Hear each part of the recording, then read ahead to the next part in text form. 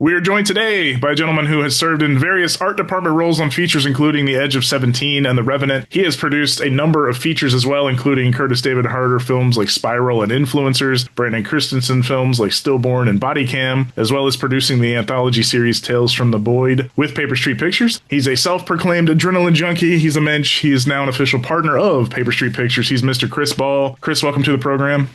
Thank you so much for having me. Really excited to dig into your history and learn a little bit more about that adrenaline junkie proclamation. But first, we're going to start by going back way to the beginning and ask, what gave you the bug? What got you interested in film and genre and art? Was there a person, particular piece of media, or something that got you hooked? Yeah, I've just been making movies since I was like in grade 4, like ever since I found my parents' VHS video camera, which you literally had to put a VHS in it. And it was like the size of a rocket launcher. I think I had just seen like Tomb Raider or something like in theaters. And then so me and my cousins, like we just like made our own Tomb Raider. And it was funny, they were twins. And so I learned very quickly to use, like one of them would play when one of them was tired, the other one would go on camera and whatever. So very quickly I was starting to like learn what I learned later as a producer. But yeah, it was ever since then, it was just wanting to just tell stories and action movies in general always piqued my interest in wanting to do my own stunts.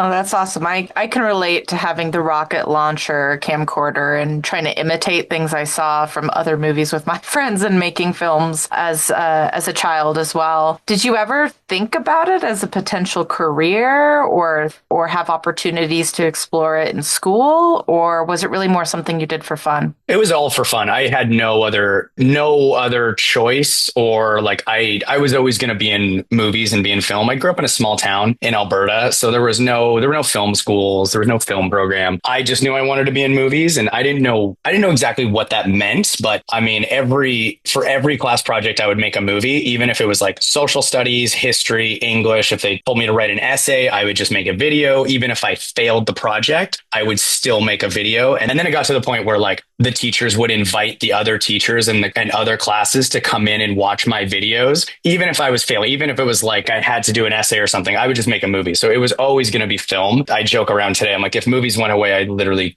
don't know what I would do.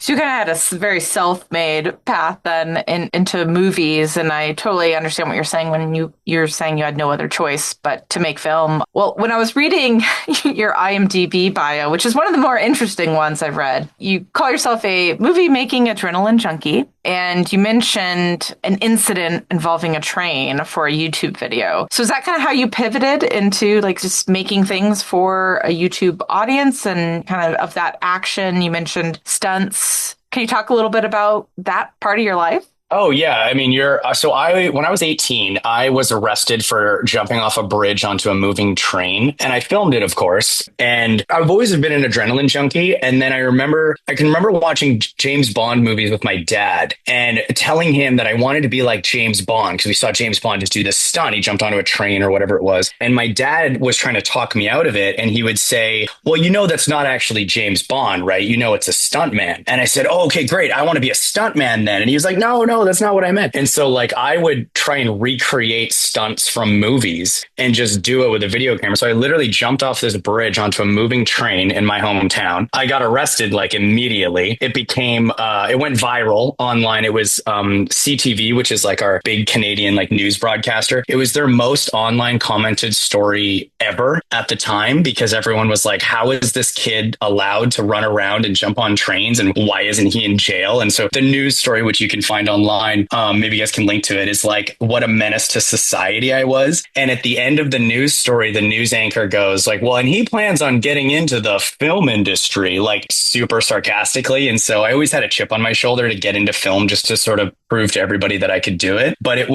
I say this in a weird way, it wasn't so much getting attention. I mean, it was in a way, but it was also like making something entertaining for people, which sounds kind of messed up because, at the end of the day, I was just jumping off of things onto other things and, like surfing on top of moving cars and all this stuff that's incredibly dangerous and whatever. But at the end of the day, it's like I was making a video or a piece of content to entertain people. And that in a way is telling a story, or like at the very heart of what I'm trying to say is at the very heart of it, I was always a filmmaker, even though I was doing the craziest, most stupidest stuff in the world. It was always to, find a way to entertain people. And then I was very lucky that somehow that translated into becoming an independent film producer, probably because I had a very high threshold for stress. I think probably like nothing would faze me when you've jumped off a bridge on a moving train. So, yeah, that's how I started as a wee lad. All right. I have a CVS receipt linked list of follow-up questions here, so stand by. Did you advertise this like Evel Knievel / Hot Rod, and that's why you were arrested immediately? Or did the video go to YouTube and then you were arrested? Or was there a crowd that saw this and was like, and called the cops?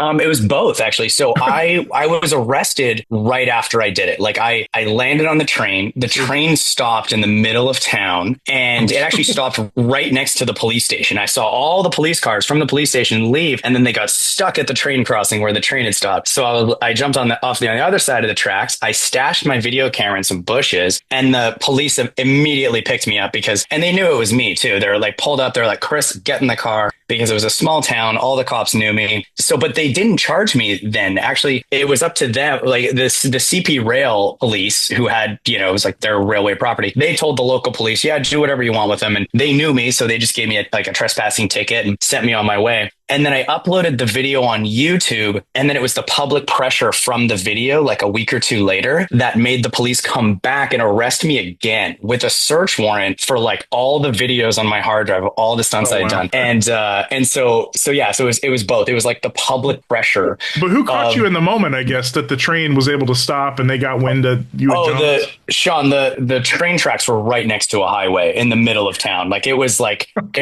everyone saw me. Like it was okay. It was. So whether you meant to or not, you did draw a crowd. Oh, 100%. Okay.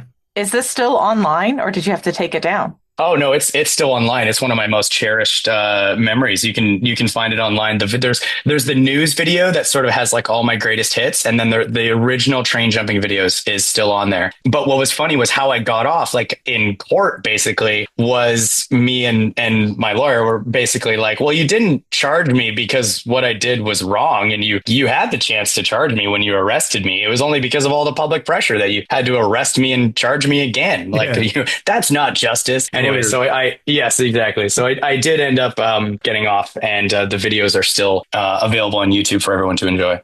So how did you actually transition that into kind of some of your first paid gigs in the film industry? Yeah, so I got my start in the art department. I knew I wanted to work on set. I didn't want to just start making my own movies. I wanted to, pay my dues and put in the 10,000 hours or whatever you want to call it. And so I volunteered as an extra, and then I met the art department and saw what they were doing. And I tried a little bit of everything. I was a grip, I was a camera assistant, like I did wardrobe for a day. Like I knew I wanted to be on set, and the art department is the one that spoke to me the most, I think, because you're actually creative, you're building the sets and the props, but you're also working with the director and the actors a lot of the times. If it's props, you're helping them create their character. If it's the sets, you're sort of helping build the world. But I basically did like 4 or 5 years in the art department on independent films, and then eventually in props on some bigger films. But I was always producing my own stuff on the side with my directing partner at the time, Kurt Harder. We did music videos to start, commercials, but it was always like whatever I was doing on set, I was always networking, and I was building my network that way. Because I always find I think there's sort of two paths. There's the film school path, and then there's just like the working path of just working on set. And I didn't even graduate high school, so film school was out of the question for me. And so I was just working on set and sort of following the guidance and advice of much smarter people around me, and people that have been in the industry for 20, 30 years. And then when it came time to do my own stuff, whether it was a music video or a short film or the first couple features we did, I could always ask the people that I was working with on set for favors, whether it was flipping a car for our first movie or whatever, and they were always so gracious to help, and they always wanted to help. And so my work and working my way up on some of the bigger sets was always to serve my producing of doing my own stuff. It was always to build my network, and also just learn from working with really incredible directors and just being a sponge on their sets. So it was always to serve my producing.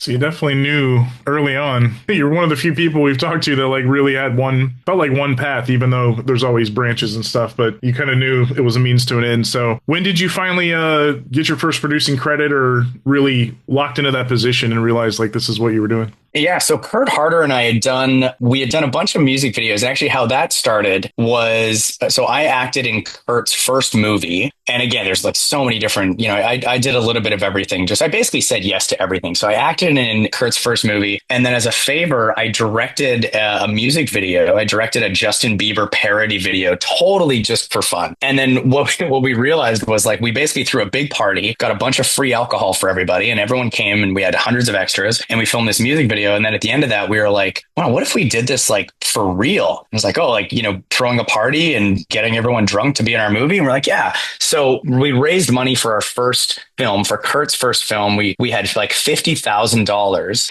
and which is not a lot of money. That's like Canadian money. So, that's like $1,000 American. And so our first movie, we didn't know anything about raising money or investing, financing. We didn't know anything about the market, about selling films to distributors or whatever. We just wanted to do it. Again, sort of going back to like, well, you can go the film school route and you can write a script and be pitching it to distributors and producers for, the better part of 5 or 10 years. And you can hope that somebody gives you a shot, that somebody makes your movie for you or gives you the means to do it, or you can just go out and just make a movie. And that was Kurt and I's philosophy the whole time was, well, what's the minimum amount of money that we need to make a movie? And somehow we landed on $50,000. Nobody would give us that money. So we raised half the budget ourselves. Kurt was working in camera at the time. I was working in props. And so we saved half of every paycheck. So we saved half the money ourselves. And then once we had half the money, then it was a lot easier to get people to invest from there.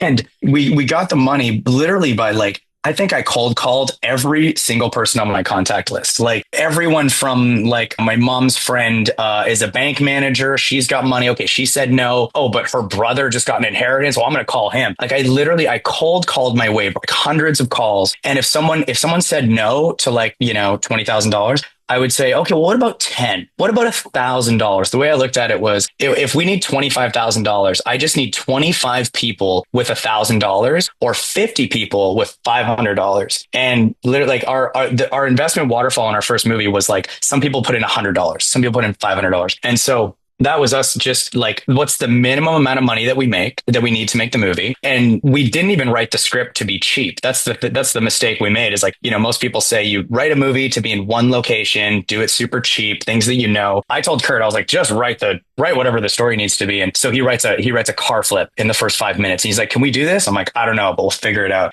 And we just called in every favor that we had and just like bootstrapped the movie. This movie was in control, by the way. This was about 11 years ago. So to answer your question, it was just, what is the minimum amount of money that we need to make this movie? Okay, I'm going to call every single person I know. I'm not going to take no for an answer. And then we're just going to make the movie.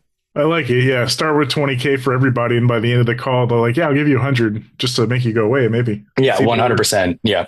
So we've talked about this before on the show, and even I think in the intro here. Producing, everybody knows what a producer does, but most people cannot define it with words. What would you say is a producer, like in your own words? Like, what's the role of a producer, or what is their job description? Yeah, there's the Hollywood producer. Like the traditional producer basically takes the script and the project like from its inception and gets it made. Traditionally, they're the ones that are they're finding the script or they're writing the script, but they're finding the script, attaching the director, attaching the money, the financing, whether it's the distributor or investments, getting the cast, which, nowadays is what sells the project. But really they're like overseeing and putting everything together and making those key decisions, not just for financing, but key sort of creative decisions, where to shoot it, who to cast, the production designer, the DP, all that stuff that sort of shapes the direction of the movie. Sort of like, I don't know, I guess you could say like they're building the ship for everyone to then get on the ship and the director to steer, but it's like they're putting everything together. Now, on the indie level, that's not usually what happens. At the indie level, the producers just do everything. I mean, I've been the first AD sometimes. I've done the schedules. On our first movie, I was also the production designer because that was my background. Because normally if you got $100 million movie, you've got a production coordinator, production manager, all the people booking the flights for you and everything. But on the indie level, it's just the producers just do all of that. Like it's the producer sort of the catch all for everything that needs to be done for everyone else to do their jobs. No, well stated in both regards on the big stuff and the small stuff. And we can all speak to that, as oftentimes Paper Street folks have been 3 or 4 producers on a movie. And while we have that credit, one of us also has like script supervisor credit or first AD credit or location manager credit. So yeah, we know all too well about wearing Totally. 3 or 4 hats as producers on indies. On influencers, the last film we did, I was the first AD. One of the other producers was the production designer and the prop master. And one of the other producers was like the coordinator, the production manager. And that was just because we were doing a traveling movie, and we shot in like 2 different countries, and we couldn't have like 30 people on set. So it was literally like the 4 of us producers, like doing everything. So yeah, but that's part of the fun when you're starting out. And then, of course, the goal is that way when you get to have bigger budgets and more crew, I think it makes you a better producer when you've done each one of those jobs and you understand the needs of every department. That's a perfect segue into my next question is, what would you say makes a great producer? Oh, that's a good question, actually.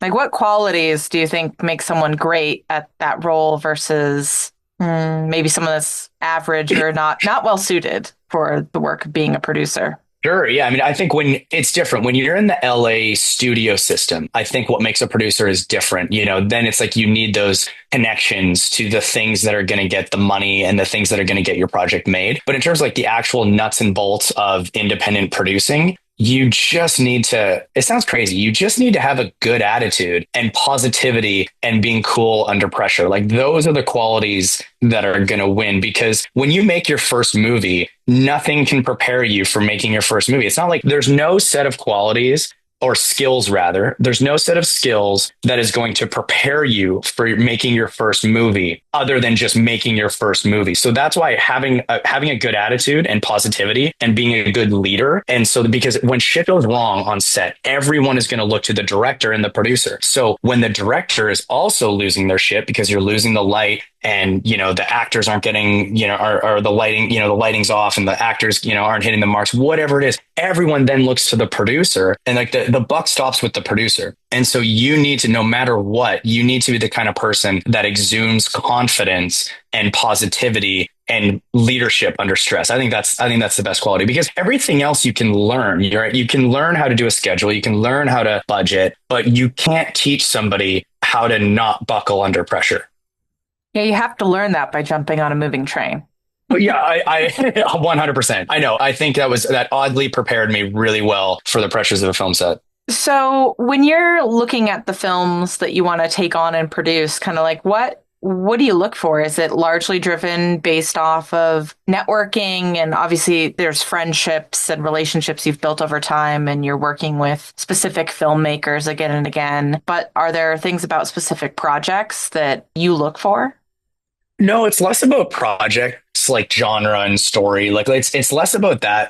Because I've worked on all different kinds of genres, and with I've been very lucky. I've worked with like really many different talented people in many different genres. It's less about that. Like if the director cares about the project, then I care about the project. Like it doesn't have to be something that I'm personally attached to. This sounds weird. It probably ties together with my adrenaline junkie past, and I'm sort of a masochist. I'm attracted to the challenge. And I've totally shot myself in the foot, because now I'm known as the guy that, like, when there's a really, really hard independent project that has like no money and they want to shoot in 3 countries with no crew, and there's special effects and stunts and all this stuff that nobody knows how to do, I'm the one who gets the call. And like, I like that. Like, I like the challenge of it. I like when I get off the call and I'm like, I have no idea how I'm going to do this, but I'm going to figure it out. Like, it's just a masochistic challenge of mine, but it's so rewarding when, like, influencers, we shot in 3 different countries and we had stunts and special effects and all this stuff that you just never be able to do on any other movie of that size.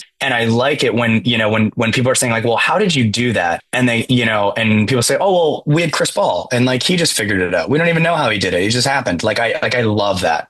That's awesome, because often if you're an indie filmmaker or writer working on a project, you're often told to cut those things right out of your script. And earlier you had mentioned you had given the advice to just write what the story demands. Don't write around your constraints. And obviously you could take different perspectives on that. Writing what you know, writing around your resources can be a great tool for getting things done. But it's kind of refreshing to hear from a producer in the indie space that's like, actually, I kind of either seek out or projects find me that involve some of those classic like don'ts in terms of the indie filmmaking world of like ways to actually make your film cheap. It's kind of cool to hear that you've developed a brand, if you will, around kind of achieving the, I don't want to say impossible because it's clearly possible, but achieving difficult things that normally indie productions at that level couldn't achieve. Oh yeah, I was always really inspired by Robert Rodriguez. He's my favorite director of all time, and I would always watch the behind the scenes. He would do these little 10-minute film school segments on all his DVDs. And you just hear like his story. He just went out and did it, right? He just raised the money by whatever means he could. And he just never took no for an answer and just went out and did it. And like what I was saying before, where the director for our first movie wanted to write a car flip, and he like turned to me while he's writing the scene. He's like, "Can we do this?" And I'm like, "I have no idea, but we'll figure it out." And so he wrote it. And what I did is I was working on the Revenant at the time on set and props. I didn't really know anybody on set. But I was like, well, these people know how to flip a car. So I go to the special effects coordinator and the stunt coordinator, and I'm like, hey, I want to flip a car for my first movie we're shooting in a couple weeks or a couple months. Like, how do I do it? And they're just like, oh, well, this is how you do it. You get a car, you put a roll cage in it and a pipe ramp and all this stuff. And I was like, okay, cool. Do you know where I can get a pipe ramp? And the special effects coordinator's like, oh yeah, we got one at the warehouse. We used it for this movie and whatever. And I'm just like, cool. Can I borrow it? Like if I just give you a case of beer? And they're like, yeah, sure. Well, you're going to need some help setting it up. Why don't we, if you shoot it on a Saturday, we'll come help you set it up. And I found just by being really like not pretending that I knew everything, because I didn't, I find it's funny because on one hand, I'm saying you have to have the utmost confidence when you clearly have no idea what you're doing. But you also don't want to be arrogant and pretend that you know how to do all these things that you don't. And I find my approach was always like, hey, I'm making my first movie. I have no idea what I'm doing. Do you want to help me? And I always find people are so willing to do that. And so when it came to flipping the car for our first movie, I literally just did that. And I just kept asking people for favors and help until I found the right people. And, the stunt coordinator on The Revenant was like, oh, well, if you shoot this on a Saturday, I'll come out and do it. Just, get me a case of beer. I mean, I probably invested more in beer at the time than anything. And they're just like, yeah, okay, well, here's what you got to do. You got to put a roll cage in the car and whatever. And so, okay, I found a production designer I know who had a guy working for him who used to install roll cages for NASCAR. And I'm like, perfect. Okay, I'll buy him a case of beer. He'll do the roll cage. And so it was literally just like, if any regular producer did a budget for the car flip thing that we did, it'd be like $10,000, $20,000. And, I think it cost us like $1,500. And most of that was beer. And so it was like very much surrounding myself with people that knew more than me, who could teach me all the things that I needed to know, but just approaching it with like, I don't want to say not taking no for an answer, but just doing it. Raising the money is not hard. You just haven't asked enough people. People always say raising money is the hardest part of shooting a movie. And yeah, if you're trying to raise $10 million or even $1 million, yeah, that's really hard because you think that there's going to be one person in a boardroom sort of like making the decision, yes or no, do we give this person $1 million for their movie or not? And I just approached it like, well, we need $50,000. I just need 50 people with $1,000. I'll just ask everybody. Statistically, I'm bound to find somebody, that has money. It's really just a numbers game at that point. 6 months of asking everyone for money, I'll have $50,000. Well, it goes back to your point about due diligence, and part of what makes a good producer is just staying diligent on these things. And yeah, the approach, we haven't said the word, but a producer is a problem solver all day long, just nonstop, how to fix things. They're almost like a fixer, like what's his name from Hail Caesar that Winston Wolfe was based on. You just come in, your job is just to continually fix problems. But yeah, that approach is wonderful. How can I make this happen? And a lot of people with more expertise than you are always happy to explain themselves. And then again, the follow-up questions, well, how do I do that? And a lot of times they'll offer to help. So yeah, you went about it the right way. So I think you might be a great producer, Chris. Well, and it's funny because you say thank you, first of all, but with like the problem solving, it's funny because the problem solving is just like whatever comes up, it's just a to-do list that every day, literally, right. Like when I'm producing, I have a notepad of like what today's to-do list. A problem comes up and you just like, okay, well, what are the available options to fix this? And you just like write them all out, talk to all the experts, talk to the department heads.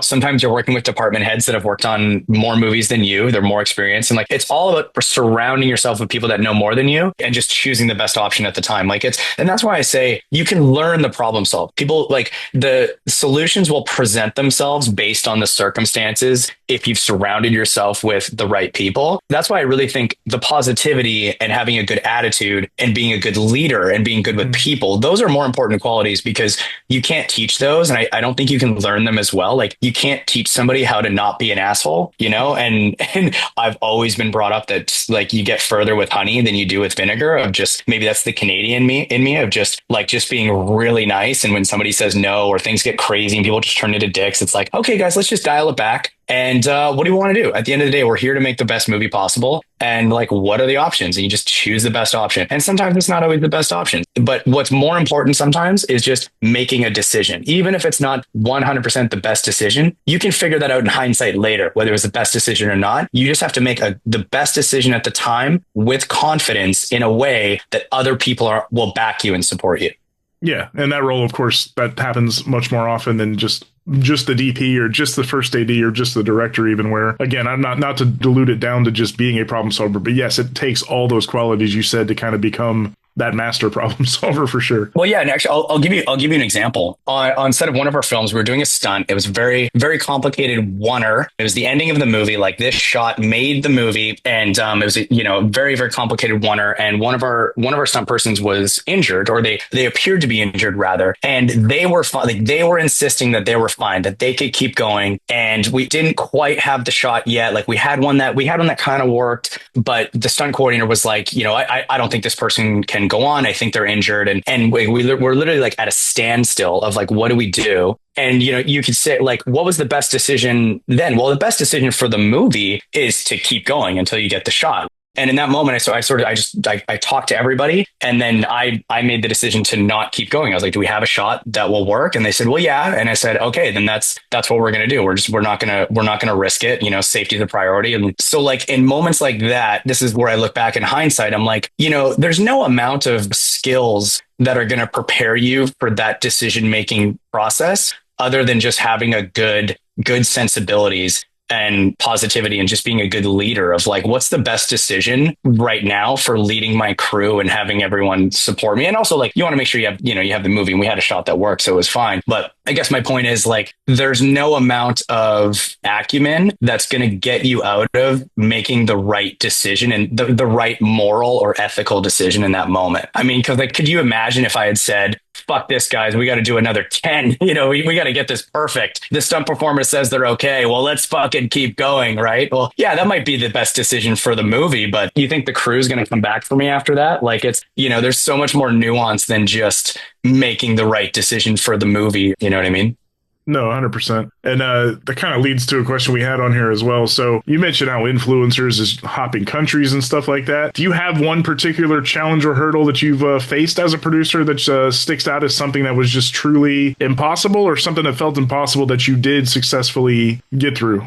Yeah, influencers was the hardest shoot I've ever done, just because the first movie that they shot in Thailand for very little money. It was during COVID. So it was like an 8-person crew. And that's how Kurt likes to shoot. He likes to keep the crew small. That way you can move around location to location, and you don't have like all the makeup trucks and wardrobe trucks and all like a 30-person crew and catering. And so you wanted to shoot the second one like that. But the second one was like 3 times the size of the first. If you watch it, it's insane what we pulled off. And so just the logistical challenges of that was 6 months of total production time, which for an indie is insane, because we shot in Bali. So we were in Bali for 2 months. And then we were in France for 2 months. We went from Bali to France. And then we shot a little bit in Vancouver as well. But just the logistics of like doing an indie movie in these 2 total opposite countries, right? And just the logistical challenges of that was insane. But I'm so proud of what everyone pulled off, like myself, the producers, and Kurt, the director, of course, and everyone in the crew, because like everyone was doing like 3-4 jobs.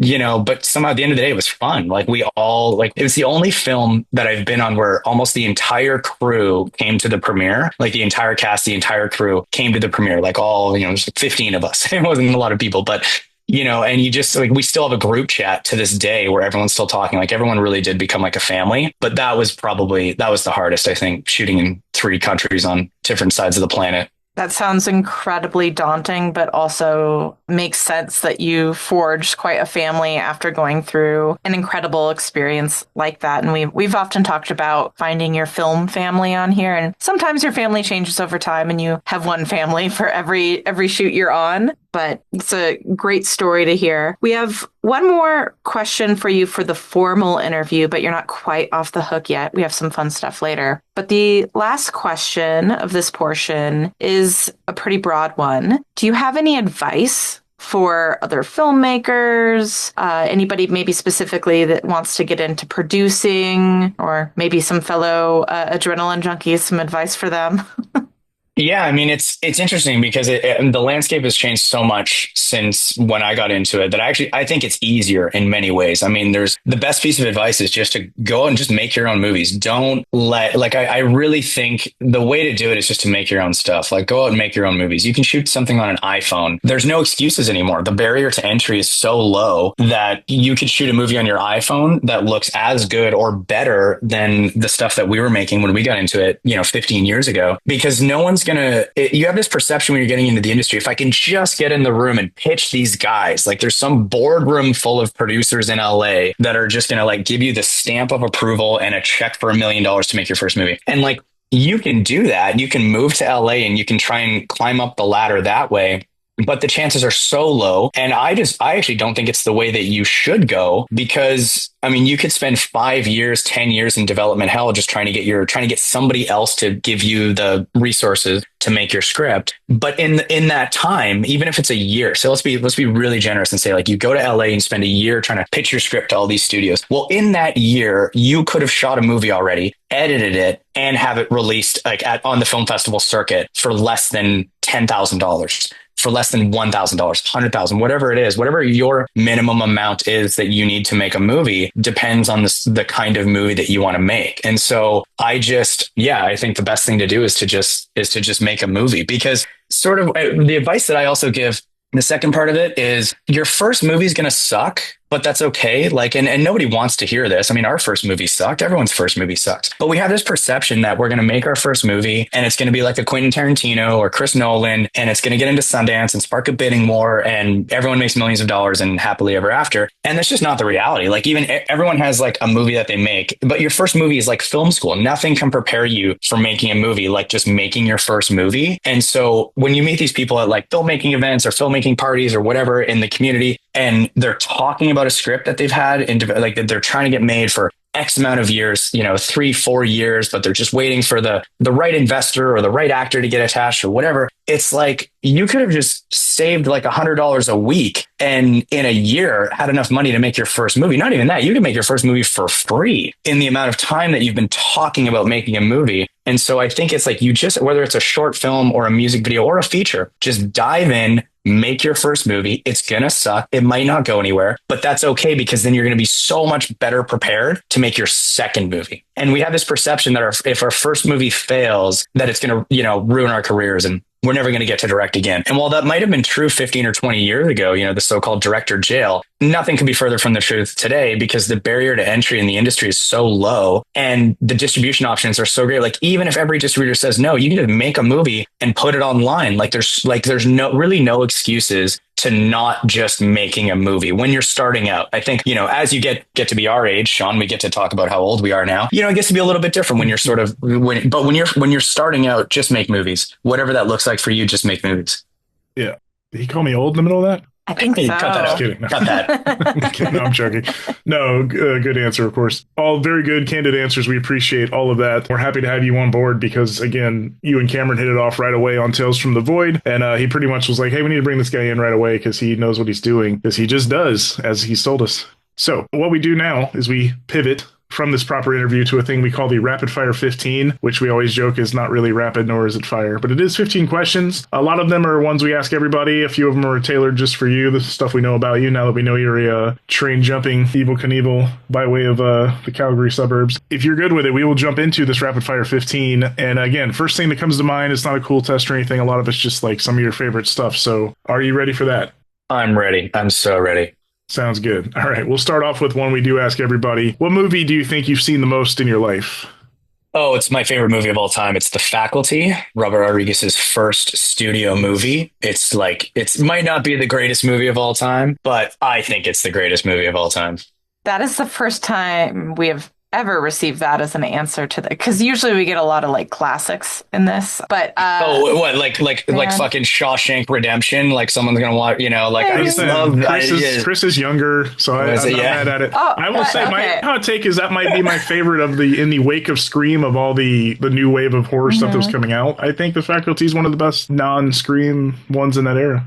Totally. Well, and it's my favorite movie. Like I'm so not a technical person. It's my favorite movie just because the feeling it gave me when I was like young, hot Josh Hartnett just battling aliens in the high school. Like you just can't get any better than that. So yeah, and it was like it did what Scream did to horror movies was like, but for Invasion of the Body Snatchers type horror movies. Yeah, so it's a good fresh yeah, take it was on it. amazing.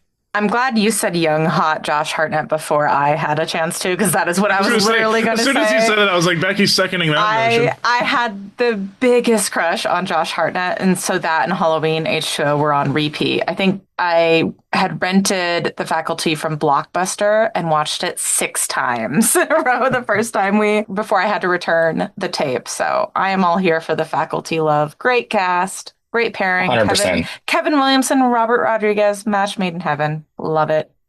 I'll move on to the second question before this turns into a love fest for The Faculty. But is there a movie, a show, or a song? You don't have to answer all 3 of those, but any piece of art that always brings you to tears and makes you emotional?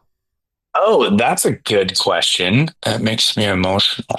Give me a second on that one because I want to make sure I have a good answer. Chris Yeah, is I dead wasn't inside and expecting has that. never Are you a cried. crier? Are you a crier in movies? I cry during movies all the time. Like I just cried. I cried rewatching the season 1 of Stranger Things again, like at the end when they're just pounding on Will's chest to wake him up. But I mean, that's a terrible answer. Like I can't give Stranger Things as the answer. Hey, I'm in the middle of watching that with my children right now, so it's fresh in my brain. So I get it. Yeah, I'm gonna say The Lion King. That's probably the one. Like the original.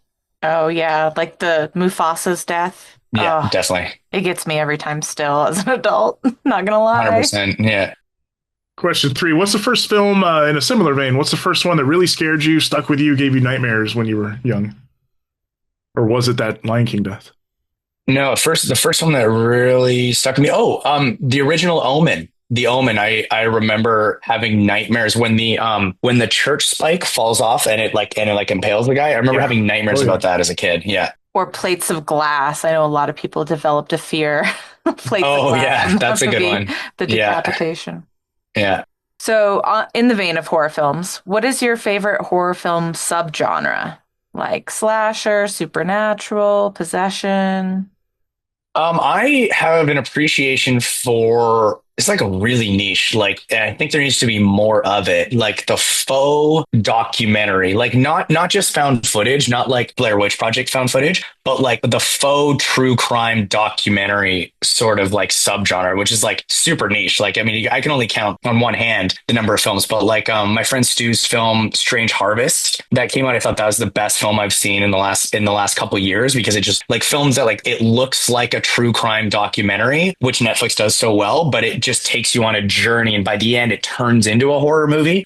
There's a film that just came out called Hunting Matthew Nichols, which is a Canadian indie horror film that was shot on Vancouver Island, super low budget. And same thing, like what you're watching and you think it's a true crime documentary, or like, you know, they're searching for a missing person and it's just sort of covering the mystery and the case, and then it turns into a horror movie. And so I really like movies that start as one thing and turn into another. So not a horror movie, but District 9, which is one of my other favorite movies of all time. If you had no idea what that was and you're watching that for the first 10 minutes, or if you remember the very first trailer for that, it's like you think it's going to be like a documentary on immigration, and then no, it's aliens. Like it's like I like things where it just go in a totally different direction. Or I'd say the other one would be in the horror space would be like Cabin in the Woods. I don't know how you describe it, but like Cabin in the Woods starts as a Cabin in the Woods horror movie, and then by the end it is total sci-fi epic, like just balls to the wall crazy, and it just works. So like maybe less the true crime fake documentary style, but like I like movies that like start as one thing, you think it's going to be one thing, and then it just goes the complete opposite direction, but still somehow works. Tell me you have seen Lake Mungo. Oh yes, that's another. Yeah, okay. That's another. That when you first started describing, I was like, he's got to have seen that. If he, yeah, no, you're right. That's the best. That's the best example. Not so much true crime, but it in the faux documentary sense. Well, but very much true crime. Like you could imagine seeing that on like in the same vein, in the same category on Netflix as all the other true crime, you know, serial killer, missing person cases and whatever. It would fit so perfectly in that. And that's what I like. You're still a young human, so you may not be as well read as the rest of us as you left school to jump off of things. But what is a book you think everybody should read, be it for its beautiful prose, for its story, for its message, or maybe it's just historical importance? What's like one book you would recommend to anybody, no matter who they are?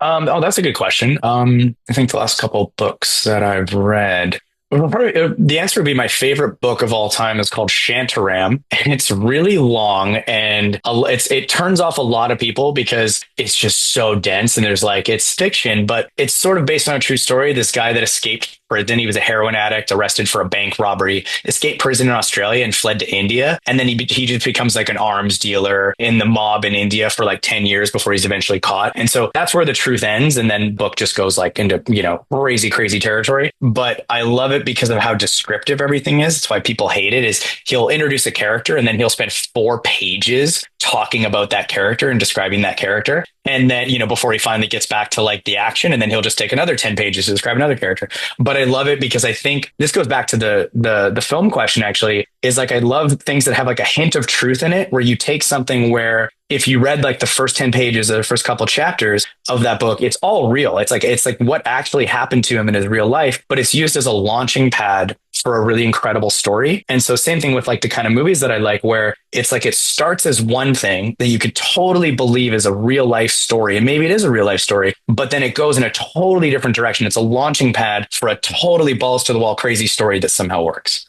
This has to be based on the same thing, but is this the TV series with Charlie Hunnam? I've not seen it, but I'm aware of its existence. That has to be based on that novel then? Yeah, it is. Okay, and I'm aware of series, it. The series really didn't work. They tried to do too much, but yes, it is the same series, but I don't recommend anyone watch that. Just read the book. No, you sold me on the novel. I will add that to my never-ending, we have never-ending watch lists and never-ending to-buy lists. Speaking of TV series, do you have a favorite TV series of all time, or maybe something that is a comfort watch for you where, doesn't matter what's going on, you'll just put it on to rewatch it? Those movies it's more movies. It's less like, so I'm going to answer your question without answering your question. I mean, it's like my favorite movies are like the ones that I can do when they're on, I can just watch them anytime, is like The Faculty, Aliens, District 9, a lot of sci-fi. The funny story with Aliens, it was on TV the night of New Year's Eve for 2000, the year 2000, like the Y2K entering into the millennium. And so my brother was babysitting me and we were watching Aliens. We were flipping back and forth between watching the New Year's countdown and watching Aliens. And so it got to be like, okay, half an hour before the countdown. And we flip back to Aliens. And then we totally forgot. We were just watching Aliens. And we totally forgot about the countdown into the millennium. So by the time we switched back, it was like 12:10, and we just missed the countdown into the once in a millennium opportunity to watch the New Year's Eve countdown. And we were watching Aliens. So that's my time well stuff. Spent. Time well spent. No regrets. Your brother randomly yelled, "Game over, man! Game over!" Yeah, that's not a TV show, but we'll accept it. Follow up, unrelated to any of that, but you have mentioned Josh Hartnett, so maybe this will be it, or maybe it won't. Question 7: who was your first celebrity crush? Oh, it was definitely Josh Hartnett. All right, fair enough. All right, that was no, that was easy. Yeah, yeah. I can't think of a movie that makes me cry, but you asked me my first celebrity crush. I mean, Josh Hartnett. Yeah. Yeah, probably the same for me. So loved them in Hollywood Homicide. Who remembers that movie? I do remember that movie. You would. All right, question 8. What is your go-to food spot in Vancouver or Calgary? Wherever you end up spending the most time, I guess. Yeah, my bad. Chris, I didn't flesh this question out. You grew up in the suburbs of Calgary? Yeah, I grew up in a small town just outside of Calgary. Okay, so it was Calgary. So I wasn't sure if you spent more years there, if maybe you spent more years in British Columbia. Yeah, so I grew up in Calgary, and I grew up in the film industry in Calgary as well before I moved out to Vancouver. But okay. I mean, let's say Calgary then for the question. Let's say Calgary. Like, where would you take us if we visited you? Like, this is the mom and pop spot that's got the best something. Oh, in Calgary? It sounds crazy. There's this place called Tubby Dog. It's a hot dog place, and they just have the craziest hot dogs. Like, there's a peanut butter jelly hot dog. There's like a curry, tikka masala hot dog. But they also, I don't even know if it's still around anymore. But if you guys came, I would, whatever money it took to reopen it, I would spend the money. They also did like live music. So like it'd be like this hot dog place until like 11 o'clock. And then a DJ sets up in the corner and it turns into like a rave until like 3 a.m. It's just, then they serve alcohol. It's the best. What? This is wild. Awesome. Yeah, it's called Tubby Dog. It's amazing. Love it. Might have to plan a trip. In a similar vein, what is one thing you actually miss the most about? I know you're very mobile, you're kind of remote, you're a mobile operation these days, and you're working on films all the time. But what's the one thing you say you miss most about Calgary / your hometown?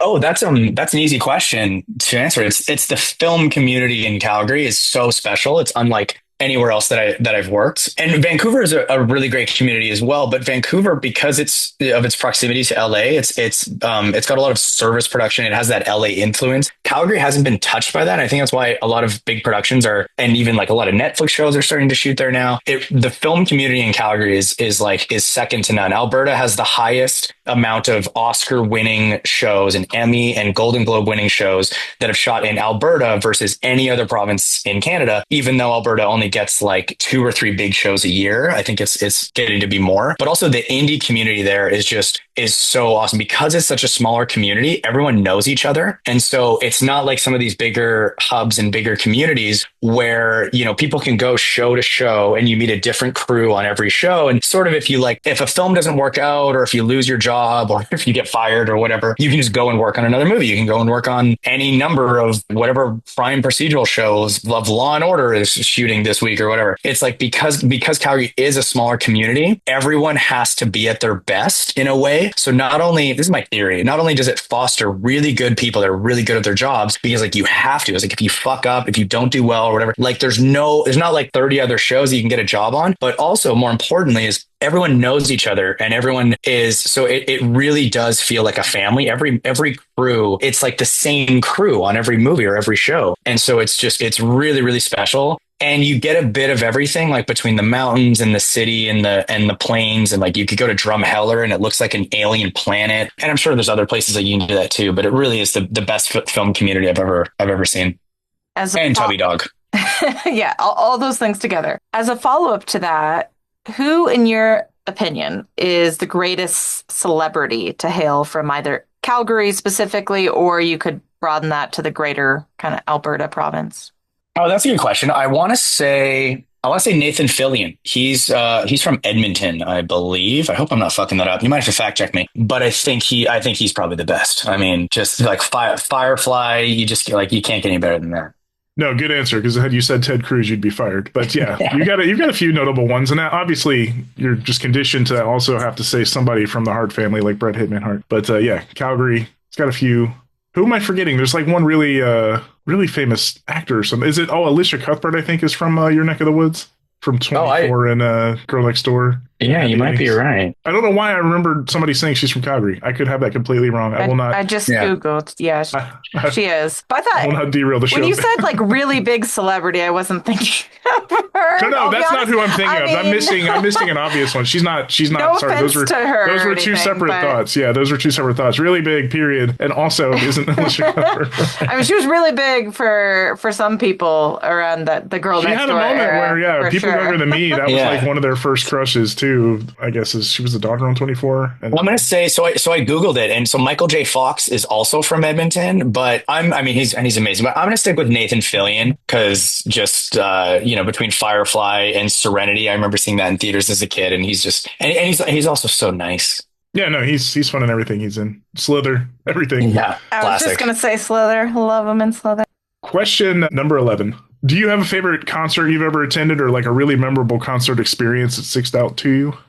Warped Tour. Back when Warped Tour used to be a thing, they played at this at a big racetrack just south of Calgary, and I used to be big into punk music, and I still am. But that's where I discovered my favorite band of all time, Rise Against. But I mean, there's so many good bands there. I saw Katy Perry perform there for the first time, like before she was big. And so I got to see her perform I Kissed a Girl. And after the show, she came up to me and my friend and she signed my friend's back. I Kissed a Girl and I Liked It, Katy Perry. And so we've got a photo of it. I mean, she should have turned it into a tattoo, but nobody thought that she was going to be like, nobody knew her. She wasn't big at the time. And so I think that's probably the most memorable. Two things. Warped Tour is still a thing. And two, is she was at Warped Tour at the beginning or she was at that venue? No, she was at Warped Tour. This must have been. No, I believe it because they did try to push her first as like a little more of an Avril Lavigne, more edgy, not just a pop totally. And I'm sure Warped Tour is just not a thing in Calgary anymore because they got rid of that racetrack, and so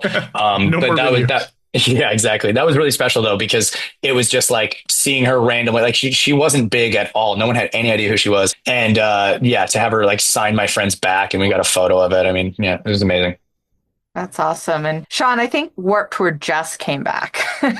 Like it was like the first year it came back like last Well, year or something, I right? mean, there was a global pandemic, I'm sure. I've seen people Yeah. talking about Warped Tour again, so I guess in my brain. Yeah, it was kind of a big because it just came back, and I had some friends that went, and they were like, "Oh man, now at this age, being in my Converse all frickin' day Bad idea. really hurts my feet." I'm like, "Oh, yeah." Anyway, enough of that. We are on question 12, another music related one. What is your go-to karaoke song? And I'm not sure if you're a karaoke person or not. If you're not a karaoke person, what song would you do There's if no you way kind he of had the has not courage? karaoke Yeah, based on everything. Yeah. you're a risk taker, so I imagine you're not afraid to go belt out on stage. But I'm certainly not afraid. My go-to, it depends how, I mean, karaoke used to be always depend on how drunk I was, but it's a Rise Against song, Swing Life Away. Just like it's very slow. And then sometimes if I'm really ballsy, I'll do any amount of Britney Spears. Again, depending on,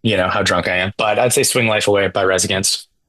We'll have to make good on that someday soon. We've been talking about it with Cameron and see what kind of duets we can do with Chris. I love that. Uh, Britney Spears, any Britney Spears. in a similar vein, last music question: what would be your entrance slash walkout music? Whether you were coming up for just to be introduced, or for a TED talk, or for a fight, what music do you come out to hype up the crowd? I've always liked the beginning of the final countdown, so probably that. I hate to keep saying Rise Against. That's why literally any song from Rise Against. But I'm gonna stick with the final countdown. Actually, okay, let's do the final countdown by Rise Against. There we go, nailed it. Oh, I didn't know they covered that, but I could. No, they see they, that. they don't, but they will. But they will they now. will now. They'll listen to this and be No, but like, we "Wow, all heard it in our heads. We know exactly Yeah. how that would sound. Yeah, Yeah. yeah, I would like to see a like more sped up punk version of it." totally. I'm Or willing to listen to bet it. that on those Punk Goes to the Movies, Punk Goes Pop kind of cover albums, that someone has done that one. I'm almost Oh, certain. I'm sure it exists out there. All right, moving away from music and now on the penultimate question, question 14. If you could program a double feature of any two films that you think kind of show your two wolves or like two sides of you, they can be related or they don't have to be related. However you want to frame it, like what would be your double feature? Oh, that's a good question. I'm gonna go with. I'll go with the first one because it's easy. It's The Faculty. Actually, no, you know what? I'm going to mix it up a bit. I'm going to go with Desperado, also from Robert Rodriguez, and District 9. Nice. With your greatest Yeah. hits YouTube in between as the interstitial. Yes, as the over the intermission Yes. videos of me roof surfing on cars and jumping onto moving trains. Exactly. Yeah, because I feel like those two movies are just like, I mean, Robert Rodriguez. What do like the perfect sort of indie movie, like what you can do with a budget, just fucking doing everything yourself. But then District 9, again, just how it starts and how it ends are totally different. And I just love that journey that you go on where like you go from hating this character to by the end, it's like a buddy film with him and this alien, like blowing shit up in a fucking robotic mech suit. Like it's amazing. It's all a near perfect movie. No, I've always been a big fan of that one as well. Final question. We ask this of everybody, no matter what their positions or roles are in the filmmaking industry, but what would be your dream project? If it's writing, directing, stunting, whatever, all of the above, producing. Is there an original idea? Is there a fictional character, a historical figure you'd like to adapt a story of? Is there some IP you'd like to take a crack at? What's your dream project? That's easy. It's a Metal Gear Solid. If they make a Metal Gear Solid movie, I mean, that would be my dream. Even just be involved in any way, shape, or form, that would be a dream come true for me, which is hard because Metal Gear Solid is already a movie in its own way. It's like it's not only is it one of the best video games of all time, but arguably it's like the cinematics and the movies that are in that video game are better than most movies. So it's really hard, but that would be the one for me. Nice. Are you a big Kojima fan in general? I am, yeah, but just for Metal Gear Solid, Death Stranding, the walking simulator, I was not a huge fan of. Yeah, I get it. Not for everyone. Yeah. Cool. All right, well, that's you made it through the rapid fire 15. Thanks for all the great answers. So as we're wrapping up, I have a couple questions for you. I guess what's next? Is there anything you want to plug or promote? What do you have on the agenda coming up for Chris Ball and Producing Land or otherwise? Well, I'm with Paper Street now, which has been also been a dream come true. As soon as I met Cameron at Paper Street, we're working on a series called Tales from the Void. I remember just seeing what he was doing and be like, oh, I really want to do that because, like, I sort of like I said before, I've always been known as the guy that like you bring in when you're like, we don't know how to do this and everything's going wrong and the train is barrel rolled 3 times. We need somebody to put it back on the tracks. Call Chris Ball, and I'm like, yeah, hey.